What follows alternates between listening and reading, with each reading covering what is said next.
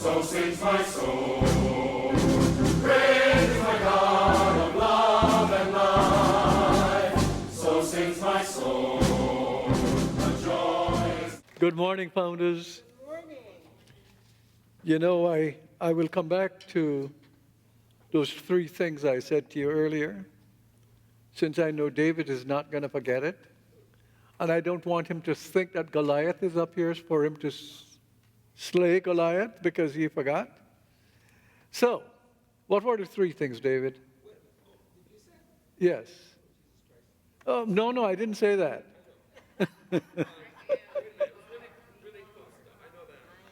Okay, the three most. I didn't either. I don't know whether it's the top or the bottom, but somewhere it's in there. Well, the three things I mentioned. I am. You are. And we are. And you can hear that I am, you are, we are in the song, you know, because the idea here is, the first thing is you have the first relationship with I am, you are. That's the first inkling of relationship and the inkling of love, like family and friend. But it should not stay at home. It needs to move into this wide universe to frame the sense of God, the allness of God. In it, we are. So that when that happens, you're living in a totally different state of consciousness, which I call the mystical consciousness. And today I'm speaking on experiencing the mystical consciousness. And let me admit that what I have for you here is more suitable for a class than for a sermon. And I probably won't even get through what I have prepared for you.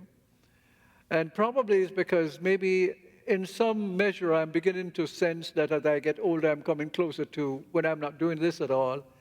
And somehow instead of sermons coming, it seems like classes are coming. This is what you should be teaching the people. But you can't do it in the few minutes that we have here, but we'll do it as well as we can. When we think of experiencing the mystical consciousness, we can think of the gospel demonstration of it in the baptism of Jesus by John the Baptizer. That's what John the Baptist means, John the Baptizer. It's the practice of Jews back then to dunk you, to symbolize that somehow you've given up that life that you're living and you're now coming up into a new life. And that's what baptism signifies. And so you begin to see that, and we'll talk more about that as we go along, but that's what that particular reading is for. And when we look at a particular reading of Ernest Holmes from the Science of Mind textbook, he speaks of a mystic as not being a mysterious person, but one who has a deep inner sense of life and of the unity with the whole. That's the we are. So the we are is, if you imagine, as you easily can, dropping a pebble in the pond. There's no way for you to tell where the first concentric circle is formed, but if you could imagine a still picture just when it hits the water and the first circle, that is you are. It's a relationship that you're going to have with the inner circle. But that is only an indicator, a reference point to what your life should be relating to. It should be going constantly out and including everyone and including everything.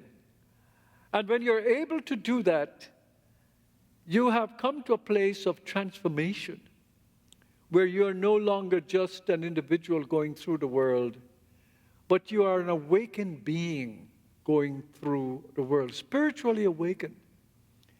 And though your problems may not necessarily change, your relationship to your problems will change.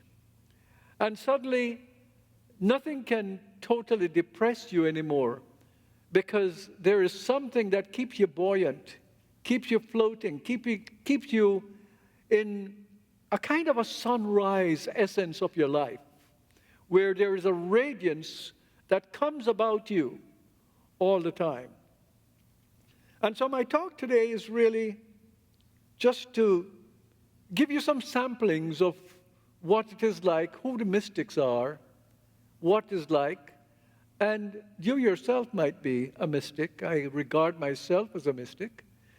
But whether you think you are or not, let's examine a few things here. So who are the mystics? We might say the mystics are those who experience the presence of the reality of all creation. And the presence, of course, is a reference to God. The presence of all this reality that we see here, the absolute reality from which all things come. Evelyn Underhill, a wonderful mystical writer, said, "Mysticism is the art and union of reality. The mystic is a person who has attained that union to a greater or less extent, or who aims at and believes in such an attainment." I like her definition because it does not absolutely insist that you have to reach a certain standard. It reminds me very much of Lao Tzu, the great Chinese mystic, who says the journey of 1,000 miles begins with the first step. So there's no sense of, okay, you're on this low end and I'm on this high end. The idea is once you take the path, you're on the path. You're on the path. It's like once you're born, you're alive, aren't you? You don't have to wait until you become a fully mature person and doing all kinds of stuff to say, well, I'm alive. No, the life of God is in you. But the difference here with a mystic is the awareness of how this life is in her or him. Now, when we look at the history of mysticism, you will recognize that this is not a new thing that is happening. You go back to the Vedic hymnists of India, ancient times. You go back to the early Egyptians, the Jews, the Upanishad seers, the Bhagavad Gita, the Taoist sages, and to Buddha himself. And that is a prehistory of people in mysticism. And you can go to the Greco-Romans, the pre-Socratic Greeks, the Socrates and his successors, Philo Judaeus, Jesus of Nazareth, the early Christian Gnostics, Plotinus, that's another group of people.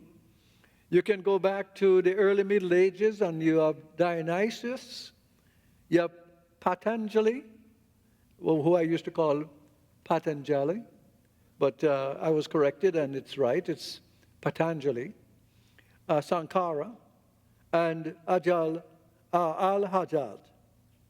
Al-Hajjaj. This one's a little difficult. Then the Middle Ages, we have Rumi. Many of you know about Rumi. We know about Meister Eckhart and Thomas à Kempis. And this is just to give you a sense of the history. We can't even talk about any of these people. Well, we'll talk a little bit about them, but we can't say too much about them right now. Anyway, Dr. Holmes says that the mystic is one who intuitively perceives truth and without mental process arrives at spiritual realization. It is not something that you figure out like a mathematical problem. So, gee, I can do the calculus of consciousness and therefore I arrive at this conclusion. It is something that overtakes you in your practice of spirituality. And when I say overtakes you, you begin to feel into God. You begin to feel that love. You begin to realize that your life is more than what it appears to be. It's not just what you appear to be. And so you're moving into transcendence as we do into this. He says it is from the teaching of the great mystics that the best in philosophy of the world has come. We're compelled to recognize that spirit alone was their teacher.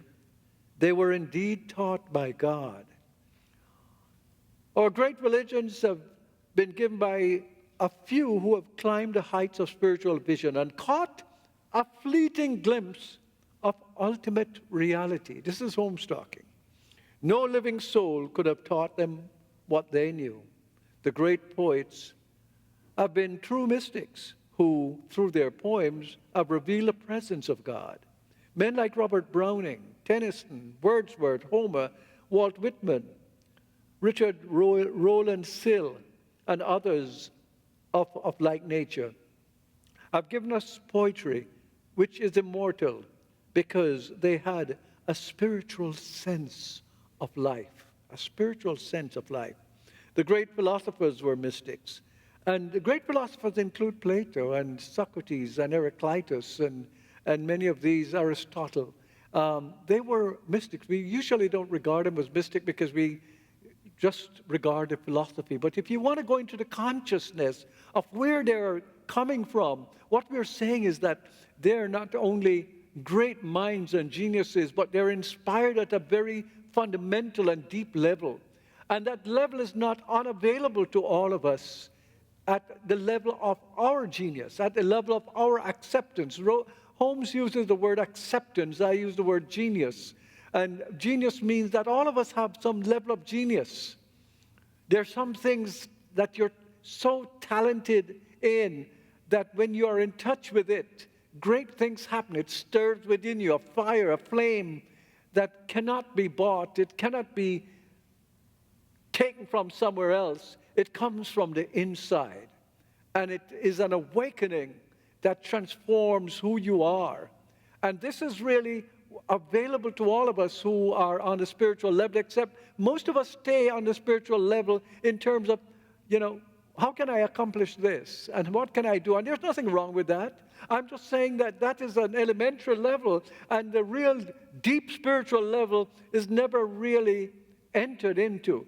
It's like going into a church or a temple, let's say the temple, the Jewish temple, and only the priest could go into the area that they call the Holy of Holies. And the rest of us would be out there. And many of us approach our own intimate relationship with God in that sense where we're kind of out there, we know enough, we're ethical, we're living up to a good standard. Yes, we, like everybody else, don't meet the standard all the time, but we get up and pick ourselves up and go again and say, yes, we need to be honest, we need to be good, and all these things. And it's true, but there is an inner dimension that is so much further. And it is where I think one of the prophets, I'm missing his name right now, but where he says, there will come a time when you don't even have to teach people about God anymore because they will know it. And that's what I'm talking about, because they'll know it because that divine spark that is within you got turned on, and a light pours out from you in a way that is distinctly you and God. And yet it is not just for you, it is for everyone. So the three things come back, the three states of consciousness that I've outlined comes back again and again. And Holmes goes on and talks a bit about the old prophets and mystics like David, Solomon, Jesus, Plotinus. And I'm going to come back to Plotinus in a while. And he goes on to say that the greatest music, ever composed were written by the hands of mystics. And the highest and the best of art has come from men of spiritual perception. The power of the mystic is also the power that you can use to live your daily life and to succeed at your business. It's not over here and the other thing is over there. It's one. It's one. It's the we are aspect of consciousness that I talked about. And you have people like a cobbler who was just doing shoes, a German cobbler. His name is written as Jacob Boehm, but it's pronounced Jacobom. And Jacobom is one who just looked up and saw the geranium. He saw a geranium plant, and somehow the entire reflection of the cosmos came to him. And the very soul of God seemed to appear before him. And it totally transformed him. The consciousness was never the same again. He became a very influential person, mystic in Germany. So we're looking at all these people. This is in your textbook. One of the best chapters in your textbook is What a Mystic Taught by Ernest Holmes. Because in that chapter, Ernest Holmes got more into his poetic mode of thinking, which is spread out through some of the others. But the other chapters are more trying to be scientific and saying this plus that is equal to that. But mysticism is not about this plus that is equal to that. It's about how you go about opening your heart up to a presence greater than you are, a presence that is in and through you and around you, but we don't see it. As Jesus said in the Gnostic Gospel of Thomas, the kingdom of the Father is spread out about you, and men do not see it. We don't see it. We don't see it. But when we have a practice of contemplation and silence and meditation, then we begin to see what cannot be seen. We begin to speak what cannot be uttered.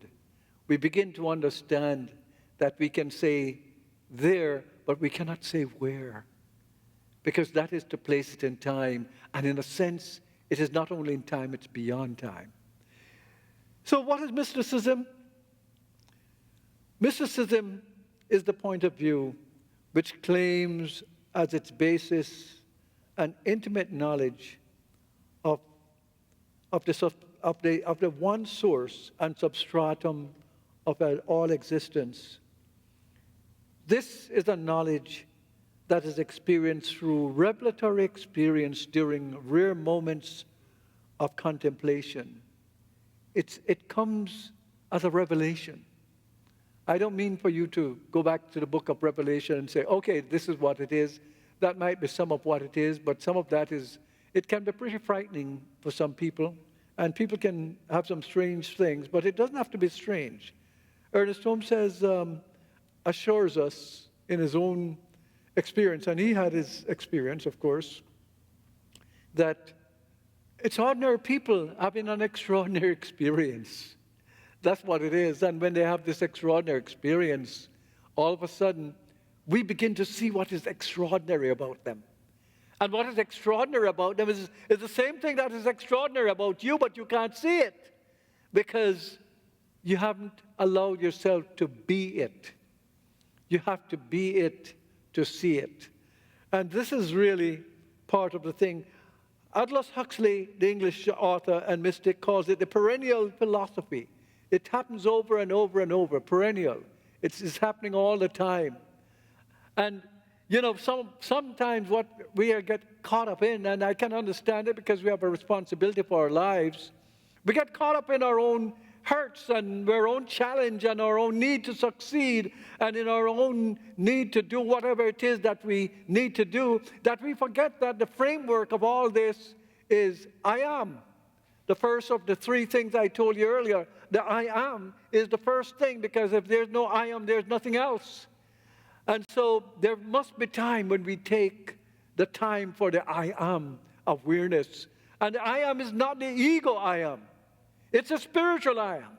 It's the I amness of all I ams, where you begin to understand that it is rooted into the pre-existence of consciousness. What preceded consciousness before you had your consciousness, that's what it's rooted in. And this is something that we need to understand. So consciousness, what is consciousness? Consciousness gives us science to understand the objective world, philosophy to gain an approximation of reality, and intuition to experience the divine reality ourselves. Shall I do it over? Okay. So consciousness gives us science to understand the objective world, philosophy to gain an approximation of reality, and intuition to experience the divine reality ourselves.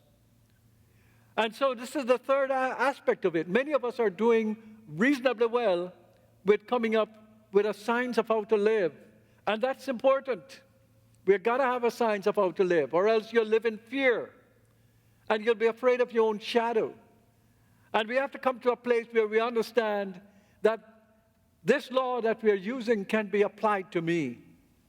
And I can walk bravely and courageously through the streets of my own intentions and arrive at a place that is transformative. And when we arrive there, something miraculous happens to us. Something transformational happens to us. And then we must also realize that we have to have a point of view of how to understand the universe. And especially when you consider the universe is filled with hurtful things as well as great things. And how do we come to a place where we understand that it's all good at some level, And what level is that? That level is a transformational level that happens to you as it happened to Jesus, it happened to Plotinus, it happens to Plato, it happened to all these people, and they're no different from you in essence, because the spirit that was within them is the spirit that is in you. And it's a question of our dedication to the goodness that is there for you. Mysticism then seeks to reconcile the consciousness with the originating condition of our own existence. Joseph Campbell says, it aligns the waking consciousness to the mysterium tremendum of this universe as it is. Mysterious tremendum means the tremendous mystery, the terrifying mystery. The story is told that when Moses was among the people, and God wanted to talk to their entire people. This is not in the Bible, but it's in Jewish folk tales. God wanted to talk to the people, and the people couldn't cope with the idea of this great mystery being among them. They asked Moses to go up to the mountain, Mount Sinai, and speak to God for them. This is the mysterium tremendum, as Rudolf Otto, the German writer, writes about. That's how he described God. The idea is, it's too terrifying to be in the presence of God that they could not stand it. And so they asked Moses to go up the mountain and then come back and tell them what God had to say. So these stories are there to kind of give you guidelines to how you can make your way through this journey.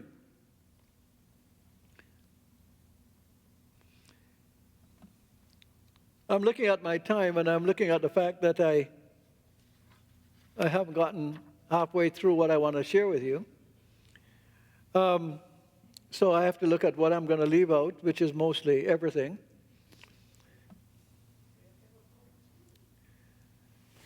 Well, as I told you, my sermons aren't coming as sermons anymore. They're coming as lessons these days. Let me skip a whole bunch. I won't talk anymore about the mysterium tremendum. I'll go to some examples of mystical lives.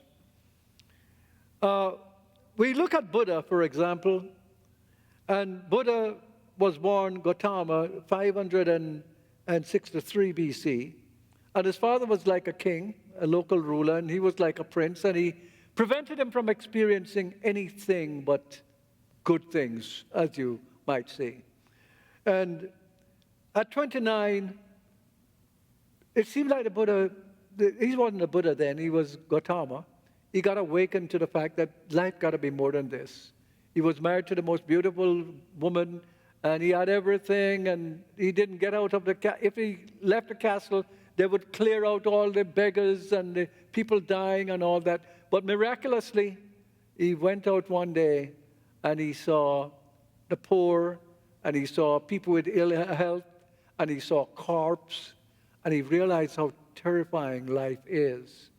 And then he saw a priest, and he saw how happy somebody could be. And he dressed himself as a beggar, and slipped away from the castle and went to live with the ascetics, the people who exist on almost nothing, just the most minimal things. They literally starve themselves. And he would starve himself even more than they. And he realized that he wasn't enlightened. And he gave it up. And one day, he went and sat under the bo tree. And there's a beautiful statement in one of Campbell's books about that experience. It's a folk tale, but it's so gorgeous and so poetic and so beautiful that if I was teaching a class, I'd share that, but I am not teaching a class. But the idea is that he got enlightened, and he was able to transform, the world in terms of what it takes to go through life and not be sucked into the worst aspects of life, how to be free from the wheel of life. Then there was Lao Tzu, and Lao Tzu lived somewhere in the 6th century BC in China. And he is the one who started Taoism. And the legend, there's very little that is really known, so there's just legend, folk tales about him, that he wasn't born until he was about 72 years old. He stayed that long in his mother's womb. Of course, can't be true. But when we read of these stories, we don't read them like we read a newspaper. Just in the same way, in the Bible, many of us read the Bible like we're reading the newspaper. It's not the newspaper. The mythic stories are stories about inner life. They have hints and clues and shadings about inner life that when you begin to understand them poetically and symbolically, they open up a whole new vista for you to understand. But most people just say, well, it's in the Bible there, it's in black and white. And if you really are a scholar of the Bible, you'll realize there's a bunch of contradictions that don't make sense in the Bible. But it doesn't mean the Bible doesn't make sense. It means that we are approaching it wrong. It's like approaching how to settle a dispute wrongly by having wars. And so the one who is strongest wins the war, but destroying everybody else. That's not how human beings can survive. We need to sit and reason together. And similarly, it's the same thing with your Bible. You can't take God by storm. You can't take heaven by storm. You have to understand how to approach it and how to begin to feel and understand the symbolism that is being taught in it to get there. Anyway, the Venerable Lao Tzu is the one who came up with some of the most beautiful insights, and I'll touch upon them. I don't know in which talk because I'm almost out of time. Then there, of course, was Jesus, and he was baptized by John the Baptizer. And he had his mystical experience right then. That's what is described as the heaven open, and he hears this voice saying, "This is my beloved Son in whom I'm well pleased. Hear him." The interesting thing about Jesus is that Jesus had his test about how worthy he was after he had the thing. But that's all right. Usually that's not the way it goes. You go through the process first, the test first, then you go out on the other side. He had the other side first, and he goes through the test, and that's all right. And he had the 3 tests, of course. We don't have time to talk about them. But the idea is that after he came through, then he went out and did all these healings. I want to drop a thought in your plate.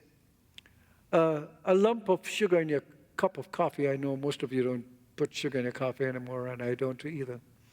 But the idea is, I think healing, even though there are things that we can all learn to be healers ourselves to a certain extent, I think healing is not much different from different talents. Some people have a talent to heal. I think Jesus had a talent to heal. That is different from most people have had. And when people have a great talent, you become godlike. And I don't need to get into the argument that Jesus became Jesus the Christ, and we don't call him Jesus the Christ, we call him Jesus Christ, because that's what the early followers started calling him. But the Christ means the Messiah. He's a Messiah. A Messiah is an anointed person of God. That's all it is. But it turned into Jesus' last name. The Jews never had last names back in the day. And as a matter of fact, when you begin to read speculative history about Jesus' life, one of the reasons he had to have virgin births, some think, is because they didn't know who Jesus' father was. He might have been illegitimate. And so the idea of virgin birth did not come into the first gospel that was written according to scholars, which was Mark, and the second gospel, which was Matthew. And then Matthew picks up the theme of virgin birth. And then Luke picks up the theme a second time, and it's totally different in birth than in Matthew's birth. The two stories are totally different and set in two different times. Anyway, we don't have time to get into that. So I just want to dip these things into your consciousness. But that doesn't mean you throw away the story. Jesus is still absolutely important to us if you begin to understand the teachings and the things that he said about love. And particularly, as I covered last Wednesday, the fact that Jesus taught also the left hand of love, as opposed to the right hand of love. Plotinus was one of these mystics that came from, he was a new Platonist. He studied Plato, and he came into his teachings late. But he's the one who is responsible for Dr. Holmes's definition of what religious science is. When Dr. Holmes says religious science is the correlation of the laws of science, the opinions of philosophy, and the insight of religion applied to the needs and aspiration of man. The difference between Holmes's statement and Plotinus is, Plotinus didn't say religion, he said illumination. Illumination. And Holmes adopted that definition. Now, let me just give you just a couple things from each one of them on what they have said. Buddha says, if you truly loved yourself, you could never hurt another. It comes again back to the three states of consciousness that I talk about. That was most important. If you really love yourself, you could never hurt another. He says, be where you are, otherwise you'll miss your life. That is being in the present moment. You have to be where you are. I'm only giving you two. I have 7 of them. Lao Tzu says, the journey of 1,000 miles begins with the first step. You are familiar with that one. He also says of the leader, a leader is best when the people barely knows he exists. Not so good when the people obey and acclaim him. Worse when they despise him. Can't do any more. I got 5 more to tell you, which I can't tell you. Plotinus, he said, withdraw into yourself and look, which is what my talk has been so far. Withdraw into yourself and look. Learn how to get into the deep silence within yourself and contemplate. He says, it is in virtue of unity that beings are beings. In the virtue of unity that beings are beings. And he has, I have quite a few more here, which I won't get into. As I told you, this sermon comes out as a class rather than as a sermon. But I do want to end with one thing. I want to tell you, the reason I included Plotinus is that he has the simplest, clearest way to the mystical experience that I could share with you in a short way. There are 3 steps to the mystical experience. Purgation. What's the second one? Illumination and unification. And purgation in the old days, people would have to give up the life they were living. And they go into the monastery or go after the leader.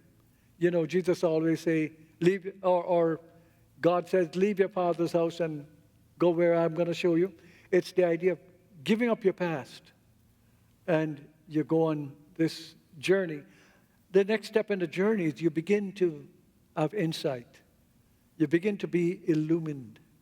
You begin to see what you couldn't see before. You were living in darkness compared to what you're living in now. And then finally, you have the experience of what it is to be one with God. My friends, when we talk about experiencing the mystical consciousness, we're talking about the fact that this life that you're living can only be as meaningful as you find the essence of your being and begin to live it as if it matters. God bless you all.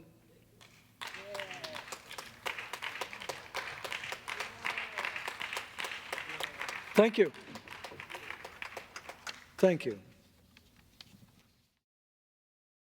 And Father, Mother God, how blessed we are with the presence of everyone in this sanctuary. To know that this is a holy place where we come to let go of that which keeps us back from being the best we can be. And to open our hearts to the greater yet to be. And so in doing so, we continuously support our spiritual center. And so we bless the gift and we bless the giver. And we dedicate the gift to the truth that set us free. And so it is. You may be seated, everyone. Thank you, ushers, for your work. So let's turn within and feel God's presence right here. To know how wonderful it is that what is inside of you is the absolute best, because it is the very essence of your pre-existence, what comes before you even existed. For there is one life, it's God's life. It's that good life. It is the center to which you turn, that has already turned to you, responding to you, and showing you your options and all your needs. That you're never without options. There's never the need for you to be depressed and sad or fearful. Just realize that as your body knows what to do, when to do it, where to do it, and is doing it while you're very much alive right now, let's trust that the Spirit that made the body knows even more. And so I speak a word for health for everyone, knowing that every cell, tissue, fiber, organ, system of your body is reflecting God's perfect expression of health in you. I speak a word of relationship so that you can feel and sense that life is relational. We're related to everything in the universe and everyone. In a universe where no one is better than anyone else. And we're all necessary in the grand scheme of things. That's why we're here. If we can only find what is the good in us that we have to contribute, then we'll find our place in the universe. I speak my word,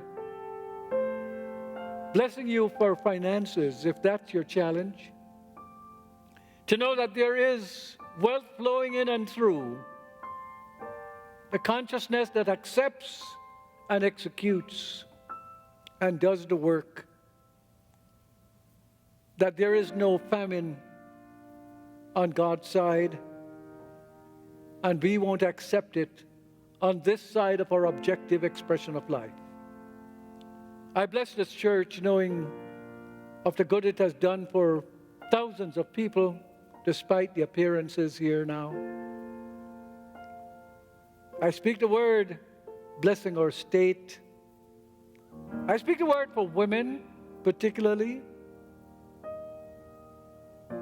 that whatever it is that is to be decided, that the women democratically will have a voice in what is being decided by the courts for them. I speak the word for the men, those inclined to violence, those inclined to hate, those inclined to this false sense of one group of people being superior to another. I speak my word knowing that the people in Europe and Asia will begin to find peace. I speak my word that somehow There will be a sense that this tiny little globe in the world is the miracle. There doesn't need to be any more miracle than how can a tiny mote of dust in the universe produce this wonderful variety of lives and consciousness. And let us come to a place of being grateful. Grateful for my life, grateful for your life, and grateful for our lives. And knowing that this is the truth, I say, thank you, Father, Mother, God, and together let the people affirm, and so it is. Please stand for the benediction.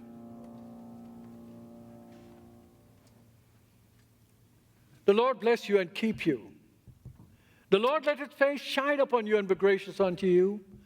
The Lord lift up his